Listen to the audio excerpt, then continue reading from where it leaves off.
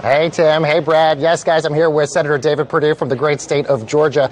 Senator, great to talk to you. Thank you so much for joining us. I want to get your reaction immediately from Susan Collins, who just voted to acquit the president just a few moments ago. What was your reaction to that, being as if that she was originally 4 witnesses being called in this trial? Well, the witness issue and the actual vote to acquit are 2 different things. So I have all the respect in the world for Susan. I know she was very thoughtful about that. I have not heard her speech yet, but I will do that tomorrow, hopefully.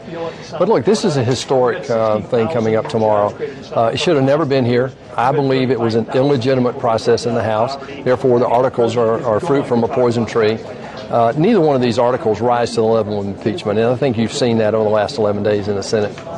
One of your colleagues, Senator Joe Manchin from West Virginia, proposing legislation potentially to censure the president. He believes it might have broad bipartisan support. Would that be something you would be interested in, or do you also know that that also might not get bipartisan support? Dead on arrival. It's time to move on. Seriously. There was nothing in that phone call except this president looking for corruption. And the other thing is, these articles themselves don't qualify. They just don't. They're not treason. They're not bribery. They're not high crimes. They're not misdemeanors. This is the first president that was accused of or tried to be impeached without being accused or convicted of a crime. The president, no doubt, going to talk about the economy tonight. You have a very broad business background as well. What are some of the things you want to hear the president talk about tonight?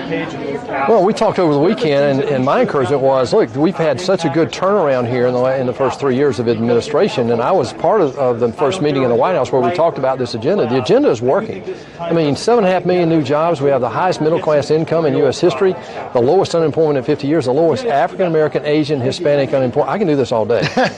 Lowest unemployment ever measured for the African-American community.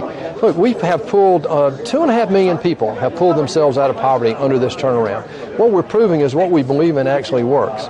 The president also wants to talk about the second phase, potentially, of the tax cut bill as well. We do know that you have a widget on your screen on your website that is calculating the national debt that is continuing to add to that. Is there any concern that more tax cuts could potentially add even more to the deficit that we might not be able to pay back? Well, the one we just did, the CBO themselves say if you grow the economy 0.4%, you more than pay for it. So all this stuff about it costs us $1.7 trillion is just not right.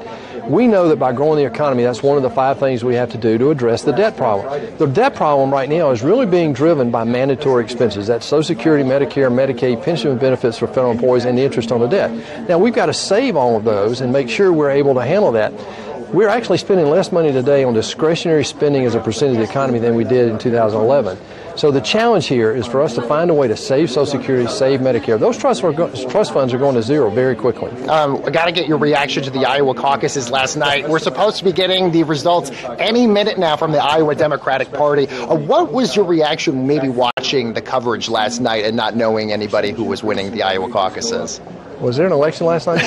You didn't watch it last night. Democrats were running, right? Yes. Look, I think it's pretty clear. The Democrats have taken a posture that they're going to go as far left as they can go. The Green New Deal, modern monetary theory, socialized medicine. They clearly want to put forward a socialist agenda for the public to make a decision on. And I just believe that this is the wrong thing to be talking about right now, given that we're proving that what we believe in on the conservative side is actually working right now. As a businessman, how do you think the business community, Wall Street, and even the markets would react to a potential Bernie Sanders or Elizabeth Warren presidency? I think it's, presidency. Yes. I know how it would react. When Elizabeth Warren says that she wants the federal government to take over capital allocation in America like they do in Soviet Russia and in China, that's just not, I just don't think they'll abide by that, frankly. And we know, look, this economic miracle that we've had since World War II has been built on innovation, capital formation, and the rule of law. And what we've proven under President Trump, if you pull back just a little bit on regulations and let this economy breathe,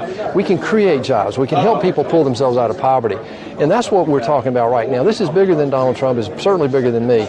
It's about the future of America. And this idea, this debate the Democrats are trying to propagate right now is, hey, no, we're going to create a better system. And by the way, those systems they're talking about have never worked. They failed every time in the last 100 years. We'll get you out of here on this State of the Union tonight. No doubt a pretty big night for you guys.